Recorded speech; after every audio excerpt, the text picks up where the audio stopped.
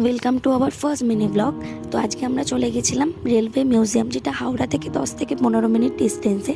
তোমরা হয়তো অনেকেই নাম শুনেছো, ইভেন গেছো, বাট আমার লাইফে না এটা ফার্স্ট টাইম। আমি এর আগে কোনোদিনও যাইনি, নাম অনেকবার শুনেছি বাট যাইনি।